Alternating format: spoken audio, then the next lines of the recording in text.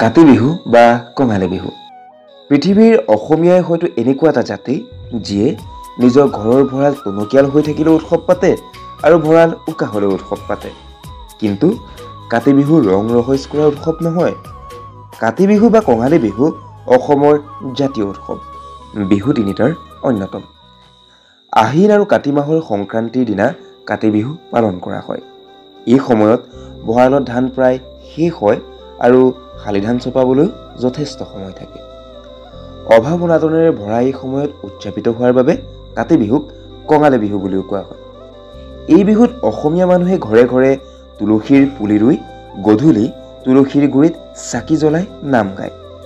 ইয়াৰ লগতে ঘৰৰ চোতালৰ চাৰিওফালে আৰু খেতি পথাৰত শস্যৰ মংগল কামনা কৰি লখিমী আদৰিবলৈ চাকি জ্বলায়। কিন্তু আপোনালোকে বাৰু জানেনে কোনে আৰু কেতিয়া এই কাতি বিহুৰ আৰম্ভণি কৰিছিল? কাতি বিহুৰ উৎপত্তি আৰু প্ৰথম উদযাপনৰ সন্দৰ্ভত বিভিন্ন মতবিৰোধৰ সৃষ্টি হয়। কিন্তু অসমৰ ইতিহাস আৰু পৌৰাণিক কাহিনী অনুসৰি কাতি বিহু উৎপত্তিৰ আঁৰত কিছুমান কাহিনী আছে। একাংশ ইতিহাসবিদৰ মতে 15 শতিকাত অসমত ৰাজত্ব কৰি থকা কোচ ৰাজবংশৰ ৰজা বিশ্বসিংহই কাতি বিহুৰ আৰম্ভণি কৰিছিল।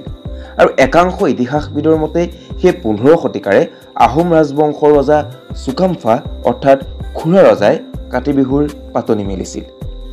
আন এক কিংবদন্তি অনুসৰি কাতি বিহুৰ আৰম্ভণি কৰিছিল মহান বৈষ্ণৱ সাধু আৰু সমাজ সংস্কাৰক অসমীয়া জাতীয় জীৱনৰ প্ৰাণস্বৰূপ শ্ৰীমন্ত শংকৰদেৱে 16 শতিকাত।